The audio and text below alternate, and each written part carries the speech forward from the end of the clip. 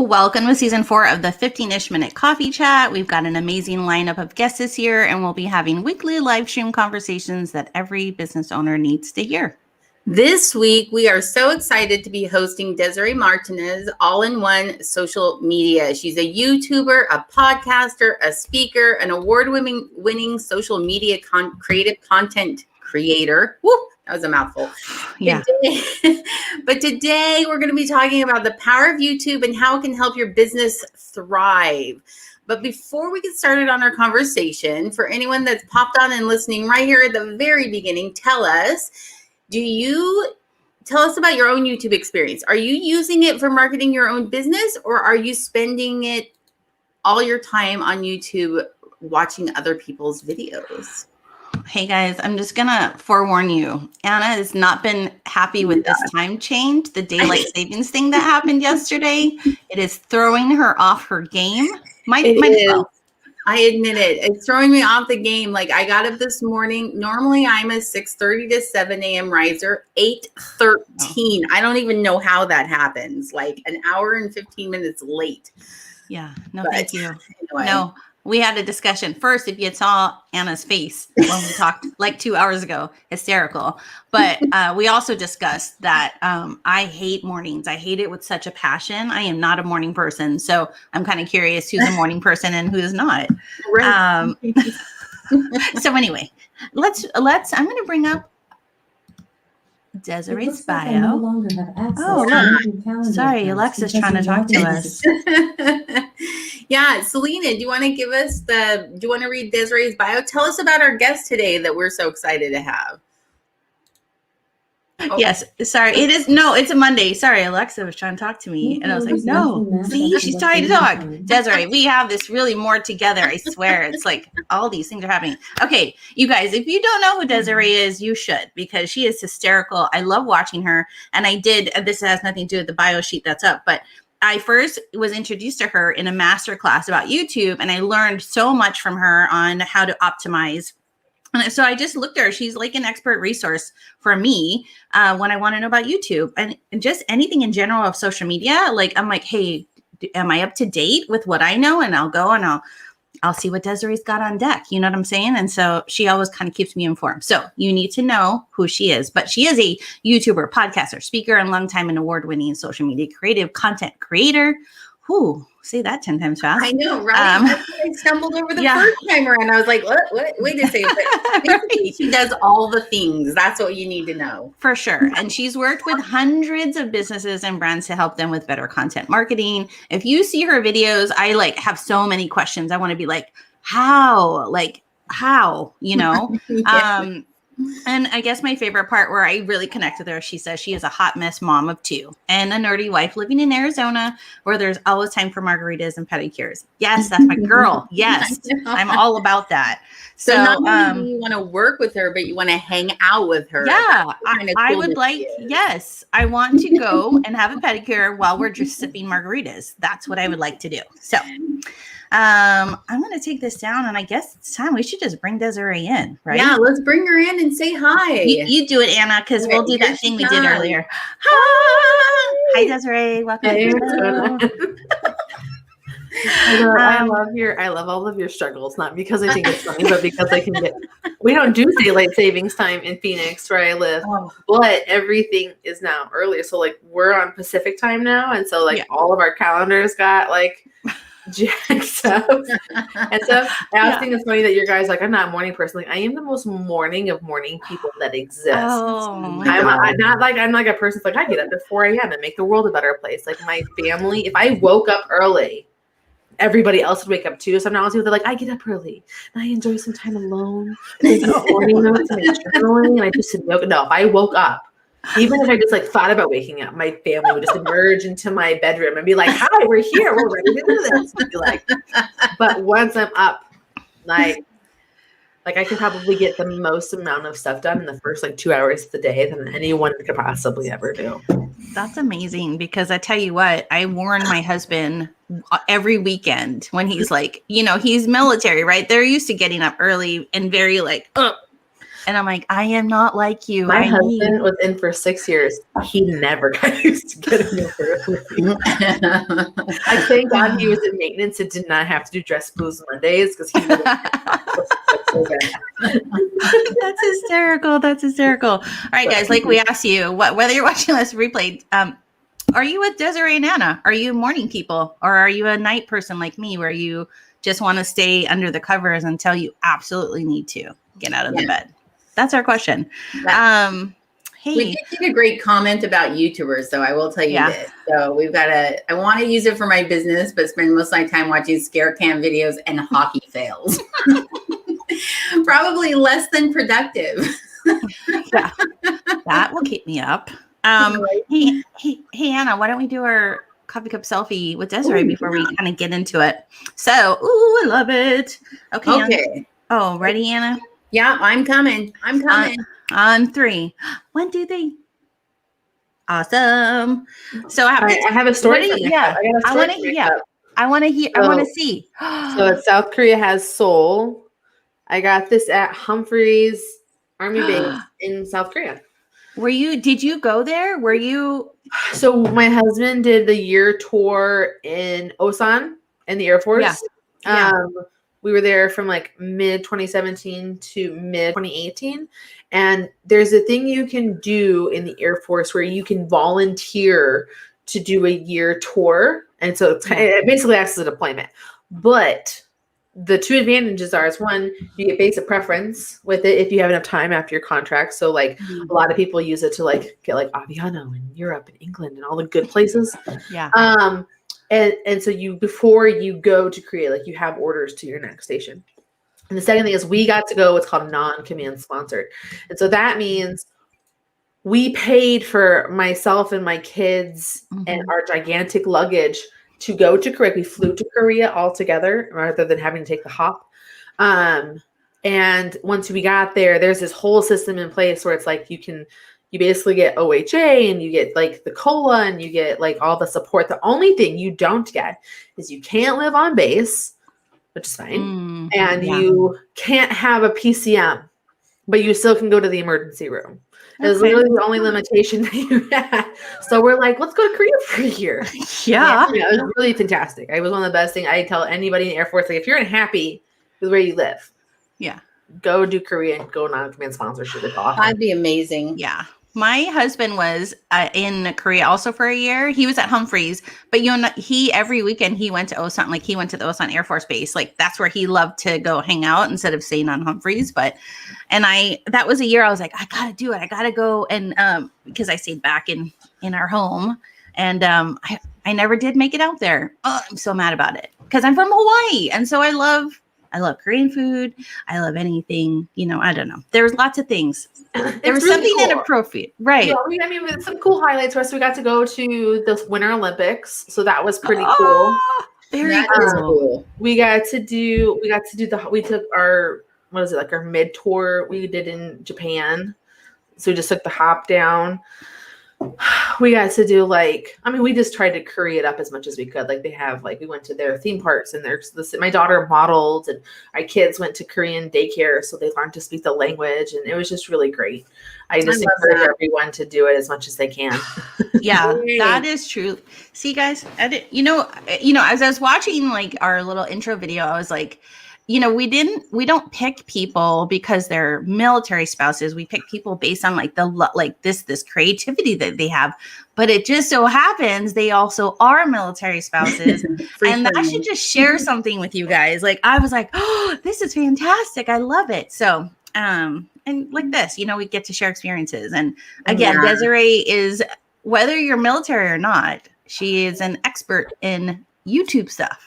I know she's also this. So I don't know. You don't have to be in the military just to get Desiree in your pocket. You know what I mean? So anyway. Okay. Well, why don't we talk about, we ask our guests now this season. By the way, Desiree, you are closing out our season 4 and we're kind of excited about that. So I'm here to be your season. Yeah. Your season ender. It's kind of like the intro, you hit on a high note. Yes. Go a little fast. Yes, that's what I'm excited about. I was telling Anna, I'm like, first of all, I mean, if you don't know our story, our first ever Facebook Live is Anna holding me up on Messenger video to another device because we could not connect to talk Facebook Live, and now here we are using StreamYard, which It's we kind of love. like when like you can't be at the birth of your child, you like Skype in your service member to like be a part of it. It was an ugly baby. I'm telling you, It was really ugly. baby. We laugh. We hope that someday we'll get some kind of weird award, and that will be the picture that says this is how it started.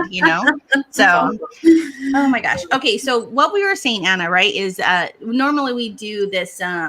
Hey, we want to ask our guests, like, what's your favorite kind of toolkit that you use? Like, if you don't have it, it's just going to make it not pretty in your business world. So Desiree brought up G Suite. Yay. Yes. G Suite.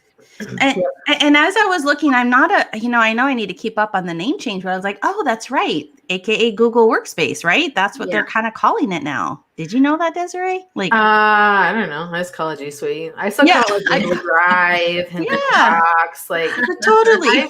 I've had Google Mail since like I want to say 2005. Yeah, I got it when you could only get it to like invite only. Like, I mean, I've had it for a long time. Yeah. And so it's always just made sense to me to use Drive and G Suite to organize things, especially now that I have like my employees and we do a lot of like we live in shared Drive for all of our projects for our clients and stuff. So I can't imagine using like a calendar integration. I think the only complaint I'd have about G Suite is I hate every time I try to schedule a calendar invite. If I add people, they automatically want to add the Google Hangout to the calendar. Yes. And I'm like, yes. Who really does that? Like, right. Google, stop trying to think that your platforms are relevant. Like, just everyone is Zooming and Skyping and StreamYarding. Like, right. I know. I will be honest. I'll have to agree with you, Desiree. Like me and Anna, like when Google Meet like first came out, we were like, let's try it. And I was just like, me and Anna were like, no, we're not. Well, Google Meet, it was from Google Plus. Mm-hmm. And Google Plus was the thing for a hot minute.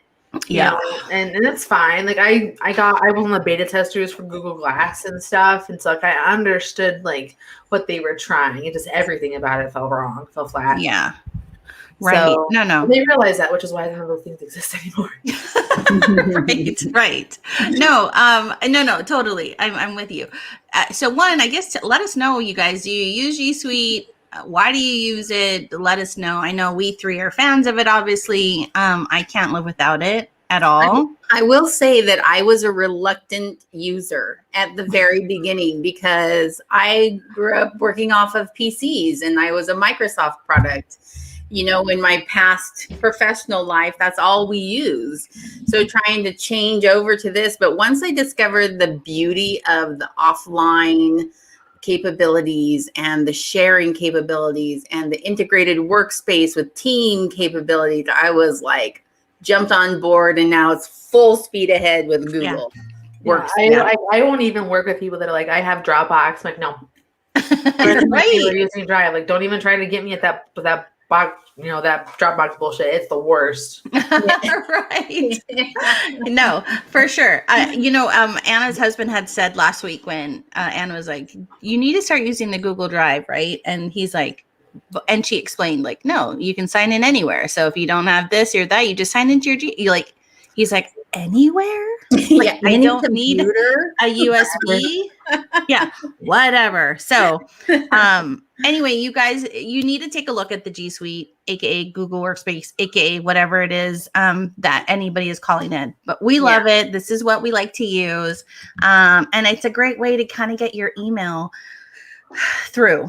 I design websites, but it's like, I always feel bad when my clients want to use the webmail because it's a nice free option, especially if you have a lot of people, but it's always nice to have it separate because if something happens over there, something happens to your email. So it's always recommended. People get really hung up at having their own at my company situation. I think that you can use a Gmail account just fine. Like Gmail is just as credible now. It's sort of like there's such a big stigma. They're like, if you had Hotmail or MSN, people be like,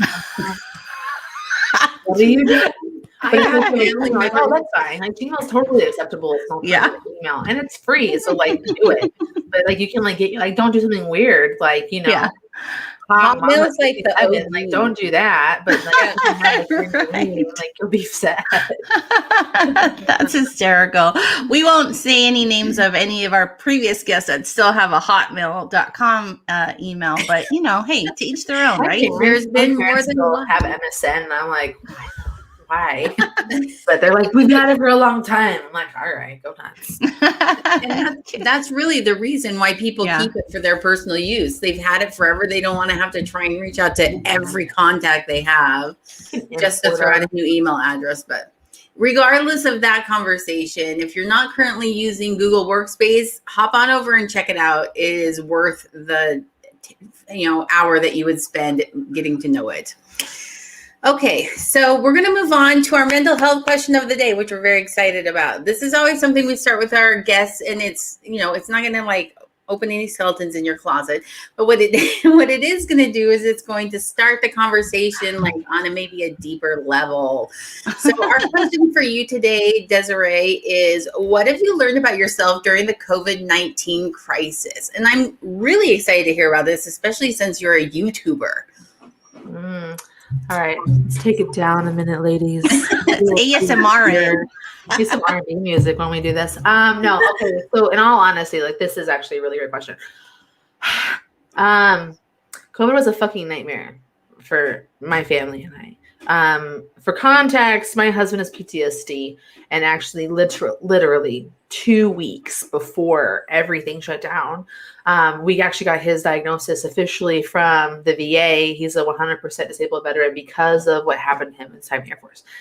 And when the thing that triggers what you're doing is anxiety and depression and loss of self-worth and self-confidence, when you throw in a global pandemic where you can get literally no help, you have no information, you have no end in sight, it wears you down. And I don't care what anybody, like, there are so many great things that people talk about and learn. And I mean, like, even like Will Smith talks about all kinds of stuff. Like, you have to take care of yourself to, in order to be good for somebody else. Like, I'm not responsible for my spouse's happiness, because if they, like, I have to be happy for me, and my happiness will hopefully rub off on them. And they have to do them in order for us to be good together. Right.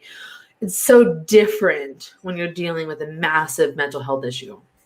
And so that's what we had to deal with, is this massive amounts of uncertainty and frustration that comes with everything that came in on top of it. Like, my mother-in-law moved into with us because of COVID, and she's chronically ill. So like we had this like extra layer of like, we really can't go anywhere. We really can't do anything. We can't be people that are like, waving their masks around like bra burnings or something. Like, we could never do anything. Like, we had to like take care of our family. And so it's really hard. And I talk about my book. I know that we were going to kind of like low-key talk about it, but I have my whole last 2 chapters are about the pandemic and like how it affected my business. And then I also talked about, the last chapter is called Extroverts in Isolation. Like, we are all extroverts. We get our energy from the outside world. We travel habitually, even just little road trips in our own state, going to events, going to stuff, going to restaurants, being out and about is what fuels all of us as a whole, like even my kids. And so it wore all of us down. And like, by the time like we were able to get through to December, we had our vaccine on the horizon and things were turning around, and my kids were like, the thing I learned is like, we are people that need the outside world to function, and we have to figure out a way to never be trapped again. The self-reliance became really vital too. Like, I love my online community. I love that I have relationships with people I've never met in person. I love how that's been. But there's something about COVID that like paused friendships. I think everyone very universally was very much like, they just getting worn down. Like, I can barely take care of myself. I don't have the mental strength to talk to somebody else and I try and give them any piece of myself or do anything. And so And there's a lot of like these little lessons and stuff that happened through COVID. I'm so grateful to have had my husband and my kids through COVID. I'm so grateful that we were in a position to keep them safe where we didn't have to go and do stuff. I'm not going to lie. I'm super grateful we're not in the military anymore. Because that would have just been a complete, like an extra layer of just, crazy shit showness. I mean, it's just a lot of different things. I think if anything I learned about myself though, through COVID, it'd probably be that, I'm not as mentally strong as I thought I was.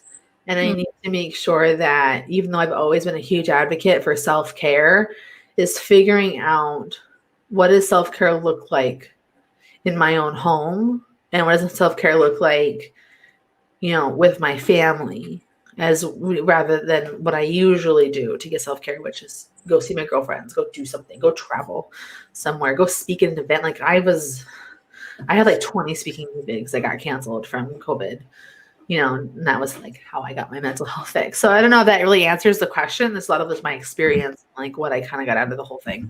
No, I really actually appreciate your honesty, because like you said, like, sometimes it's like people are like, well, I liked it because of this, you know what I mean? But I think what I appreciate is that, yeah, there is that, what happened with you and how it happens to a lot of people. And, I know it's kind of like a jokey thing on TikTok. Like, they're like, oh, when the pandemic is over, people are like, I want to go out and talk to people. But they're like, it's been a year. I don't know how to do it anymore. You know what I mean? Like I feel weird about, or I feel uncomfortable, or because there's been this isolation. But, you said like the losing of friends, or, just because I don't know. I don't think we lost friends. Right. I think that we didn't know how to be friends while also trying to survive through it. Right. I don't think it's anyone's fault. Like we all went into survival mode. It really was. Right. Like this is something that I know everyone can argue. We had to do this already during the first pandemic. There was a whole thing with polio and in the 40s and 50s. Like I hear a lot of that, but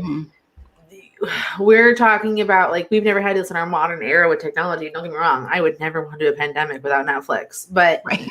I mean, it's just one of those things to me that's just like it's just there's no recipe for this. There's no like how do we deal with it? And so I think going forward, how we socialize will be different. Yeah, I think eventually we'll get back into habits. I hope that mask wearing becomes acceptable. Yeah. Because because I lived in Korea, in Japan, people wore masks. Like it wasn't a thing. Right.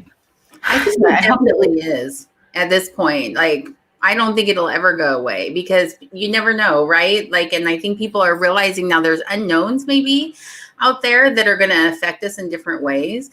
I think one of the things I really loved about what you were saying, Desiree, is that even though you have a huge online community, it wasn't enough to sustain you. And I think that's what a lot of people don't realize is how important all those extra little pieces outside of the online portion of your life, especially for people like us that are entrepreneurs, work from home. Everything's a Zoom meeting. My clients are all over. I've worked from home for 11 years. I've worked from home. So you think you got it? I still had the option to go take my laptop to my local Paradise Bakery or Panera or Starbucks and work just to get a break from my home and get a different setting for creativity. I could still go to like a local networking event. When I was in Korea, I started a MOPS group because I wanted to have a way to socialize with people, and bring women together around motherhood. It's just one of those things. It's like we have options that we didn't realize we had for literally not seeing our family, like our own family in our own town, because we're just like, we don't know where you've been. You don't know where we've been. We want to keep each other safe, and like window visits and driveway conversations. It's just it will look back on this and we'll reflect and be like, man, it's amazing that we came out of it, and we'll have to be studying the effects of everything long-term for a long time.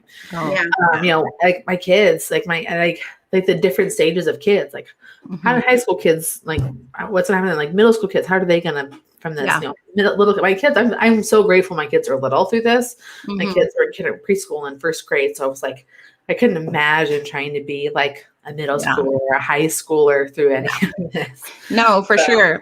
My daughter was a freshman and she went into her freshman year in a way that I could never imagine. You know what I mean? Like, I remember when you go into ninth grade, you're just like, oh, I'm this like young, you know what I mean? And hers was big. yes, like, oh my gosh, all these seniors, they're so old and so wise. You know what I mean? Like, but her first day of freshman was logging into a computer and signing in. And but I get it. Yeah. Yes, So I think it's important. Like I said, I think that our value on people, I hope, has gone up much more high. And I think that the value of true quality friendships. Yeah. Well, it will definitely come up. I it's sort of that idea. Like I know who my friends are. Like I know who my friends are, but I also understand like the level of grace we had to give each other through that when we were legit in survival mode. Yeah. And so just a lot of like that kind of stuff. And I think from a business perspective though, and this I think will be a good migration into our conversation about YouTube. I have never made more money than I have when I did through COVID. And I can 100% peg that on having an online business where I get my leads from YouTube. Yeah. And I think that you can truly future-proof your income with YouTube. That's awesome. This is exactly why we're having you on. I know that is like the perfect segue in. I mean, I was gonna say there's a lot of people that ventured into a bigger online presence when COVID happened.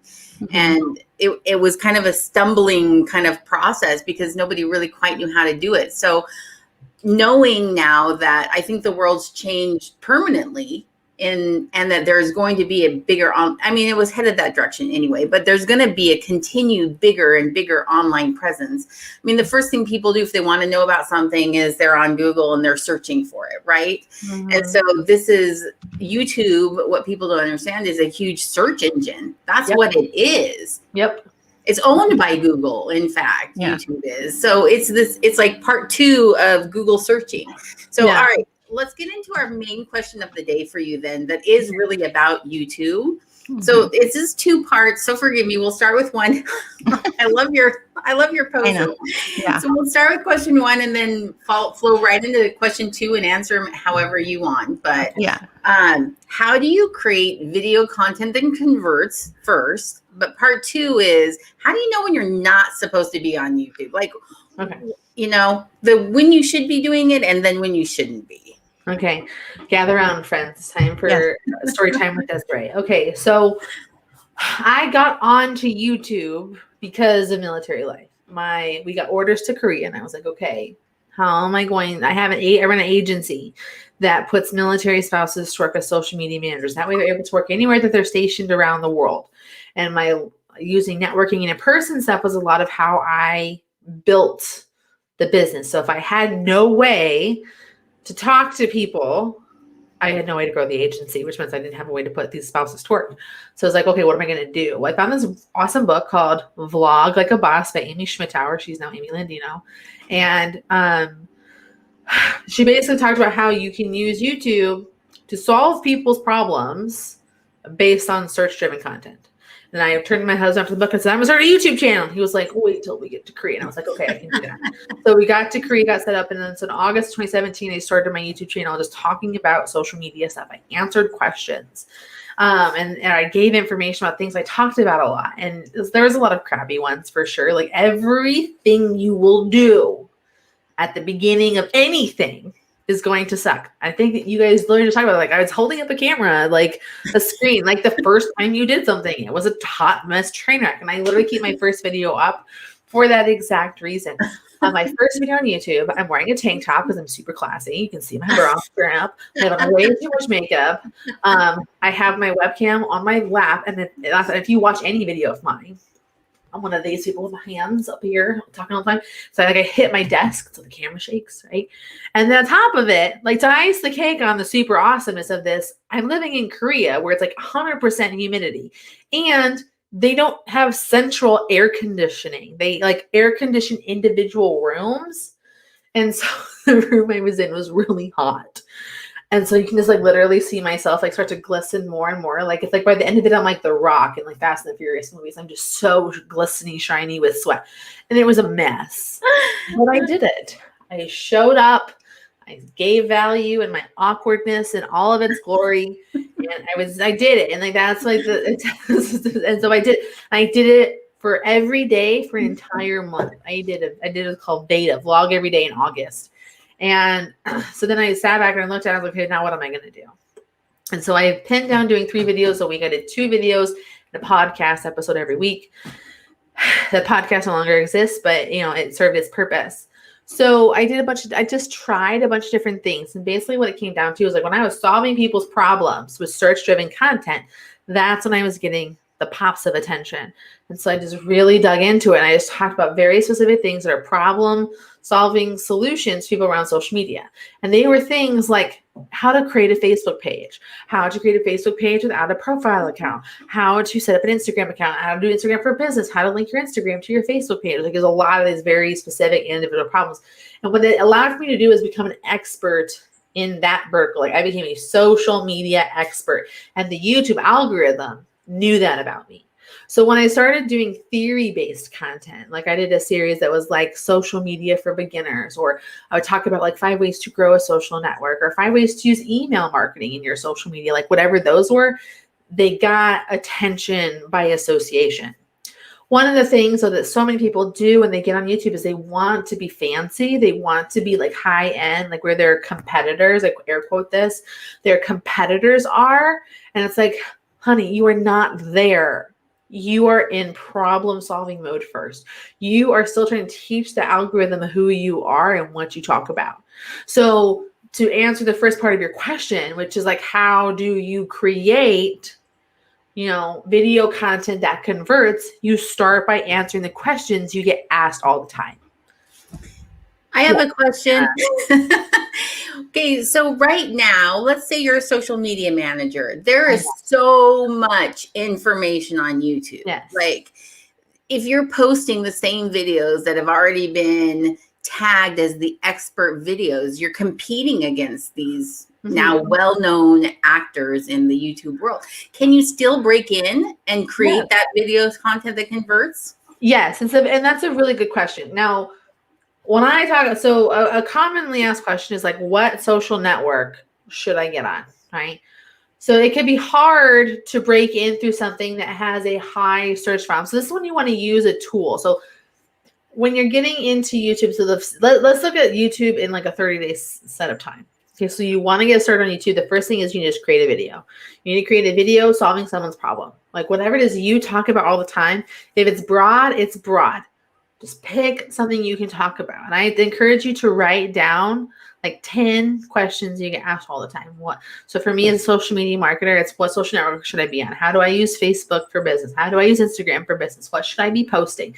Like these are the questions I get asked. And so I make a video about every single one of those. And what I do is I front load my channel with 5 videos, right? So I have something to work from.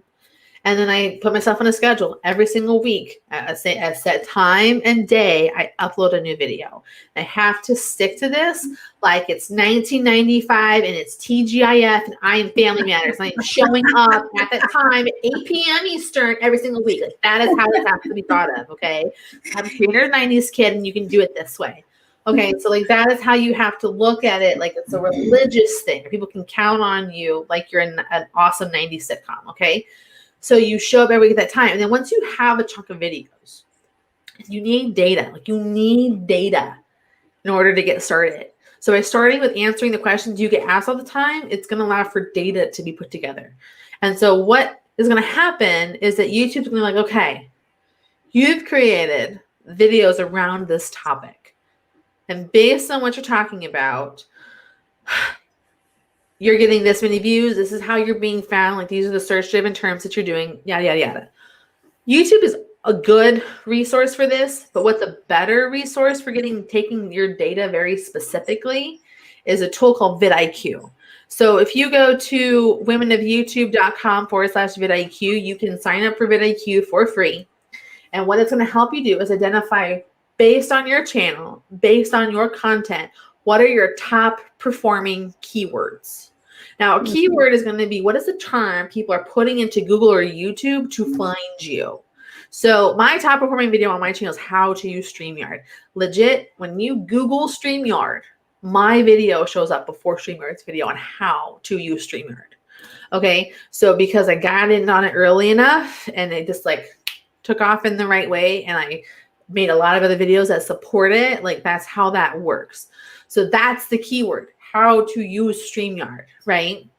And so even when I do an update, like how to use StreamYard to 2021 or whatever, like it's still, that original one is still the better performing one. So based on my channel, my top performing keywords are how to use StreamYard. And then it's going to give, so it gives me 5, right, with vidIQ.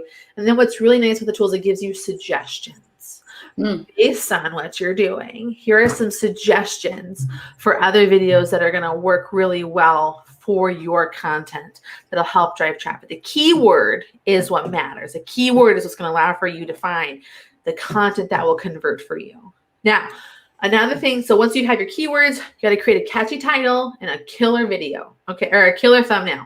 Your video could be shit, complete and utter trash. Like no one could hear you. You could be dark. You could be like giving people the bird or whatever it is in that video, right? But if you have a killer thumbnail and you have a killer title, it'll get clicked on and watched. A great video will get completely lost with a mediocre thumbnail and a basic title. I guess you have to make sure you have those first, and then you can have whatever your video needs to be about. Okay, so interesting. Yeah. So like those are like, that's how I would start. So step number 1, you have to create content based on what you talk about when you know all the time. 10 questions you get asked all the time, write them down, make a video about them. Number 2, show up 1990s TGIF style, consistently, same time, every week, always, forever and ever. Okay. You commit to it. Number 3, use the data and with vidIQ and figure out what keywords are performing best for you and what are the suggestions for other videos that you can create. And from there, you're going to start letting vidIQ and YouTube tell you what kind of content to make. The number 1, and then you have to make a killer title and thumbnails. Like these are what we're step 4. Like killer thumbnail and a killer title have to be, no matter how bad your video might be, you need to have like Mr. Beast level thumbnails and titles, okay? The trap, and I have fallen into this trap. The hardest part is that we want to make stuff we want to make when you have to make the content YouTube wants you to make. For example, I'm a resource channel. And according to like the experts, how my channel performs on a 48-week and month basis is very undesirable. My return rate onto my channel, onto my video. So I have like, what is it? I think I average about 8,000 views a day on my channel. Returning people is somewhere in the like 300 to 400 views a day. So it's a really big gap between my return viewers versus my new viewers. So according to YouTube experts, that is bad. All right. However, from my YouTube channel, not only do I have 20,000 subscribers and 1.5 million views on my channel, I have an email list of over 12,000 people that mostly have come from YouTube, because I am not on YouTube to be a YouTuber. I am on YouTube to drive leads to my business. And so how I think about YouTube is very different than a lot of my YouTuber friends. Every single email, every single video I create leads people to an opt-in that helps them. I'm continuing to give them value. So what I've done is I have a pool of opt-ins I've created. Generally, the one I talk about is my free content planning worksheet. It's unbranded. You go get it. You can print off as much as you want, and it helps you plan through what you need to do based on setting a goal and attaching all the content that goes with it. But I also have other things, like I have free StreamYard overlays. I have a list of 50 videos every business owner should make. I have, I guess, a document, like a spreadsheet, an Excel spreadsheet for content planning. Like I have different freebies I give to people to get them into my funnel so that I can keep talking to them. And then every single week, I send them an email. Every week, like clockwork. And I'm pretty sure Selena knows this. Yeah, I get it. It's good.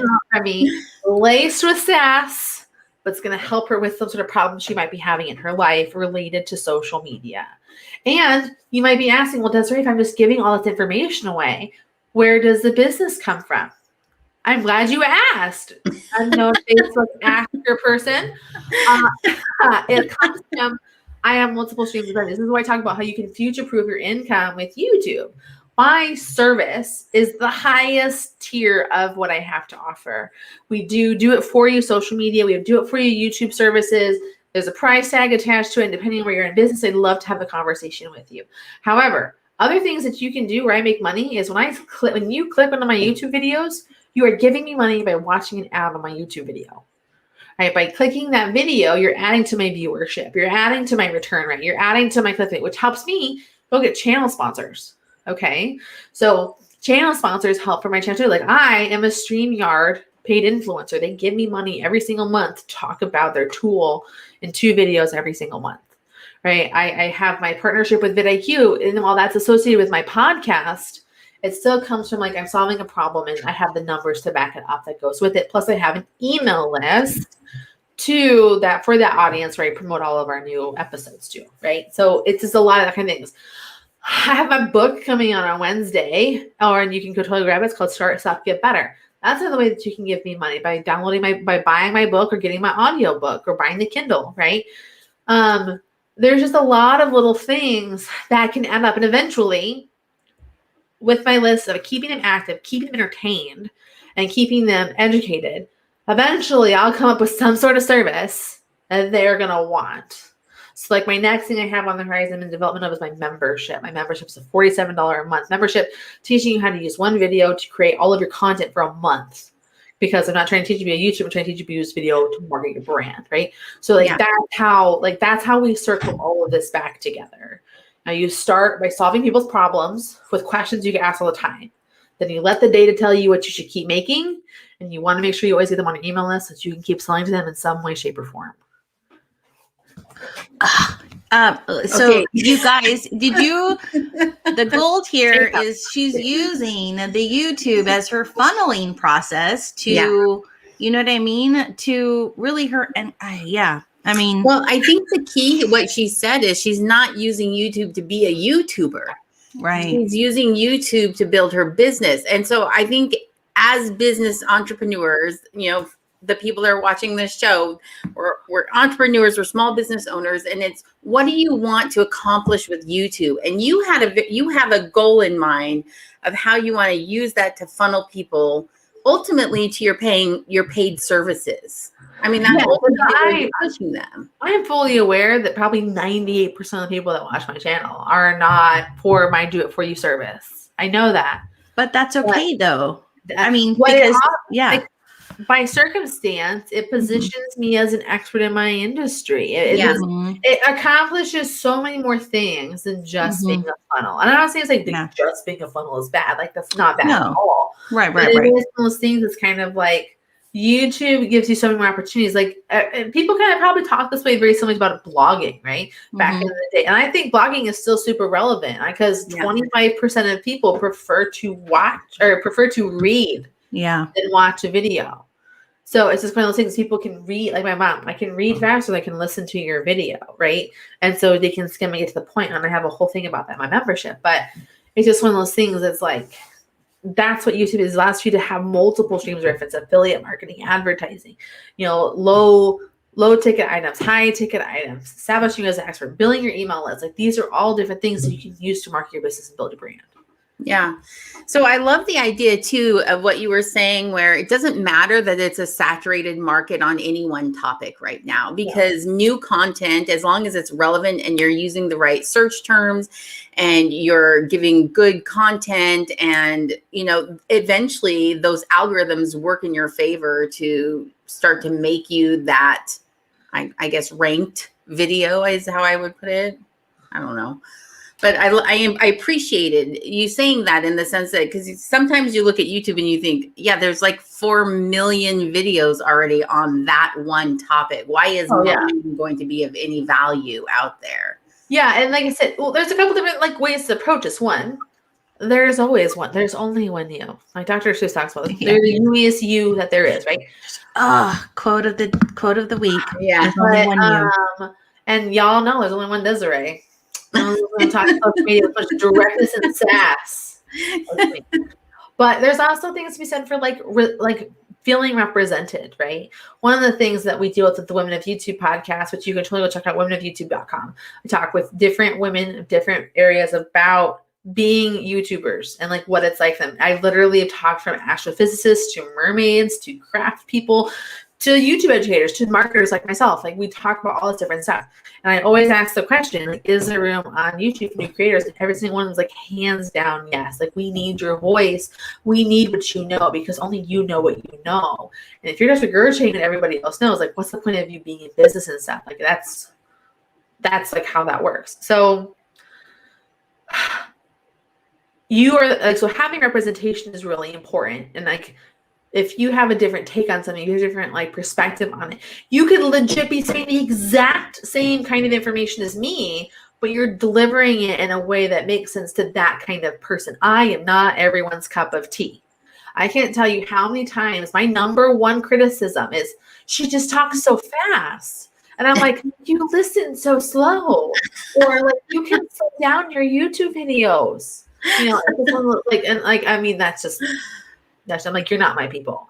But there's probably some very nice, slow-speaking, soft-spoken woman out there that can probably solve this problem for you as well. I just happen to rank higher than her. Sorry.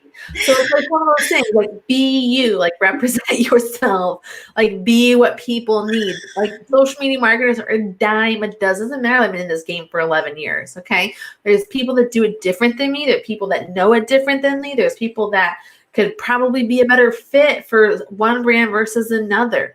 Yeah. Show up, give value, be yourself. That's all that matters in anything that you do with marketing.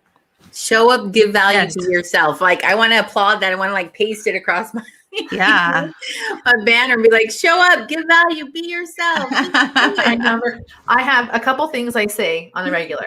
Start, suck, get better, which is why it's the title of my book. You have to start at something, you have to suck at something in order to get better at something, right? Oh my gosh. Show up, give value to yourself. I like the threes, obviously, as you can see. And then my other big one is stop doing shit you hate. Yeah. So I love that. From your laundry to your taxes, stop doing shit you hate. I'm gonna just send a postcard to my husband. Hi, I'm stopping the stuff I hate. Here's the list for Desiree. Okay, the best way, okay, I want y'all to think about this. Like this is tea time with Desiree. Okay. How much do you charge an hour for something? And how much would it cost you to hire someone else to do that thing that you hate? If you paid them and you got to spend that time making money to not only cover them doing it, but to give you a profit margin, why in God's name would you not do that? And this goes down to having a housekeeper. This goes down to having like someone that does like the first thing I ever outsourced was my laundry. There was a laundromat down the house, my townhome, that did laundry by the pound. And I literally was like doing networking events and working like 12, 14-hour days, like grinding the first few years of in my business. And my husband was going to college, and there was just literally, I went and bought new underwear because it took less time than washing it. Like you can Amazon that shit, right? I bought new underwear rather than go do. So I took all of my laundry into my car, went down to the laundromat, and I said, "Do my laundry." It was $100. But they washed everything. It was ironed, which I never do. It was all folded and nice. And I was like, I'm never going back. This is the great. And I made money. Like I like 2 hours of my time covered getting my laundry done. I was like sold like forever. So like you can outsource the shit you hate and that you also don't have time to do. Or you can outsource things that are going to allow for you to give time to things that you do care about, like your family, spending time with your kids. You know, that's why my kitchen is chronically dirty, because I would much rather spend time with my kids, snuggling, playing Legos, doing tea parties, all that, than doing dishes. Like, so it's just like the stock of what's important to you. Yeah. And that's really cool about YouTube, right? You're talking about things that are always working for you. YouTube works for me all the time. Like every video I make is search driven and brings me slow traffic on a steadily basis. Like I get a minimum of like 25 to 30 emails, new people add to my email list every day because of all of these videos. I have 400 videos on my channel, right? And so it's just, it gives, like it snowball. It starts up really small. It took me 18 months to get to 1,000 subscribers. And then it took me, it's 18 months to get to 1,000 subscribers and to hit the 4,000 hours of watch time. But it snowballed and it started to build traction. And now I make on average over 105,000 views a month on my website. I'll be straight up. On my YouTube channel with AdSense brings me over $1,400 a month on my YouTube channel. That's awesome. So it covers its own costs to get produced. My goal with it is to get my ad revenue up high enough where it could cover my mortgage. Like that's my goal. So I'm like $500 away. But that's based on views and creating content people care about and getting return views, like all like it's a process, right? But my first goal was I need 100 subscribers. Then my second goal is I need 1,000 subscribers. And then my next, and like, so I set these micro consuming goals. Once I hit 10,000 subscribers, my goal became, I want my ad revenue to replace my mortgage payment. So like you can set these goals that accomplish these different things. And this is how can I reverse engineer? How can I accomplish that? How can I do that? And so that's what it's going to allow for you to do. You can future-proof your income with YouTube. For all you military people out there, how often does military life like throw a gigantic wrench in your life all of the flipping time? How many times have your spouse come home and say, hey, I need you to cook something for the spouse party it's tomorrow, whatever. We're having some stupid cookout, or hey, someone's coming over. And like, okay, thanks for the heads up. Or, I have to go hop on some plane because of a surprise test practice, or blah, blah, blah, blah, blah, blah, blah. Yeah. Like your kids need something, or the school needs something, or someone gets sick, or you get sick because, you're taking care of 8 million people. Like there's all of these reasons. YouTube works for you while your life happens. YouTube will work for you while you're PCSing. YouTube will work for you while your kids are sick. YouTube will work for you while all of the bad and good things are happening. YouTube will work for you on vacation, right? Yeah. Let YouTube future-proof your income. Give you a solid foundation for what you can do for your brand, for your business. It'll support multiple streams of income. I love the timelines that you shared too, because I think that people sometimes expect, well, I did 5 videos and I only have, 4 views on each one, and you have to remember that this is a long end game. It can't be like a short, I'm doing it for 1 week. And if it doesn't work for me, fine, I'm done.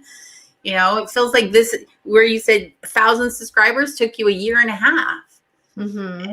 And so people have to remember that to get to that point, you have to be consistent, show up, and it's a long end game, not a short term, test it out and see if it works for you kind of project. Yeah, I hear you. Yeah, it takes time. Anything worth building takes time.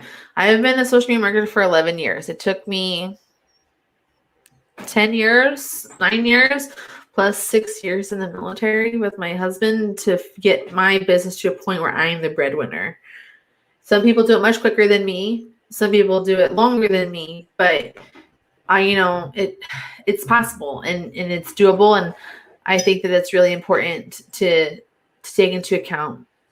Just gotta start, suck, get better. Love that. So much good information today. I know. I feel like we should have you on a series of some kind. Yeah. You're back. Yes. I want to be like, hey, this is what we took into practice, and guess what? It works. I know. You just follow. So I was trying to calculate in my head, Selena, I was trying to calculate how long have we been on YouTube? Because we just started streaming these StreamYard videos to YouTube, a couple of months ago. So we've got 16 more to go, and we'll hit that 1,000 subscribers. We're trying all the things, but I think it's just like you said, put yourself out there, be consistent, right? And then see what works, and definitely using the tools that you said, which is VidIQ. Am I saying that right? VidIQ. Okay. So, cause that makes sense. I'm interested in looking at that. I did pop the link in the comments for anyone that's been watching. The vidiq.com with Miss Desiree Rose as your lead generator there. And then we also threw in the the link to your book, which is coming out, you said on Wednesday. Is that what Yeah. So super exciting. Day. Yay! Wish me luck. all the luck. Okay, look, we are getting close to our end time, so I want to make sure we tell everybody where they can find you, which I'll let you tell them. Is that all right? You can find me. Best place to start is just go to my website, mrsdesireerhodes.com. It'll funnel you to all of my places and all of my things that you need to help you. There you go. Yeah. So make sure you look. I mean, obviously, like I said, if you aren't familiar with her, but I love getting her weekly emails because it has stuff that I need. You know what I mean? So, okay. Our next thing. Yeah, just to close up, we always like to do a financial tip jar. You know, this is a coffee chat, so we're just going to give you a little tip.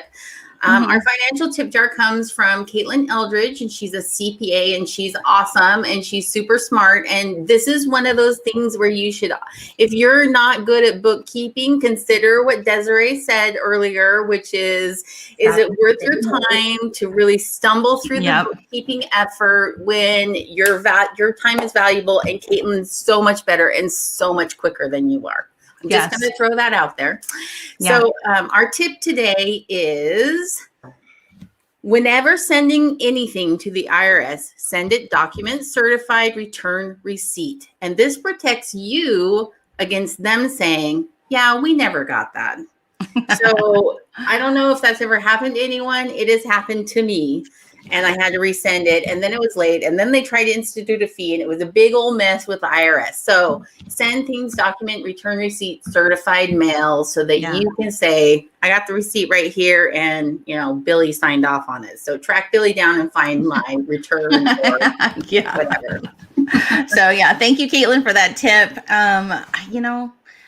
Desiree, you're a great way to end season 4 for us. Like I said, our goals are to kind of definitely be where you are in your world of the YouTube life. So we have lots to learn, and we're so glad that we have you as a resource. I like how we're 15 minutes. Yeah. Well, look. I mean, it says 15-ish. You know what I mean? I think we should change it to like the 15 length. Right. 15 it needs to be 45-minute-ish. But I'm here for it. Like, I'm totally here for it. No, for sure. So Anna, where can tell them all the ending things? All the ending things. So just to let you guys know, season 4 is over. We've mentioned that a couple of times, but we're going to start up again on April 5th with more 15-ish minute coffee chat, and we are securing our next lineup of guests, which are going to be all business owners, entrepreneurs that have something important to share. You can find Selena and I at annaandselena.com, on Facebook, on YouTube, and your favorite podcast platform. And we would love it if you would subscribe. That would be awesome. And if you took a coffee cup selfie anytime during this season, please send them in to us, or hashtag us with 15-ish MCC, so when we go searching for it, because we're creating a new season 5 video, and I think you want to be on it, right? So if you want to be on the new season 5 video, we would love to have you and your picture on the intro. So that's it. That's all we got, guys. We're going into spring break. Desiree, thank you again for helping us end our show. Thank you for having me. It was awesome. Yes, you guys, we did it under an hour. If I end broadcast right now, it is under 1 hour. So do it, hurry. Yes. Bye, everyone.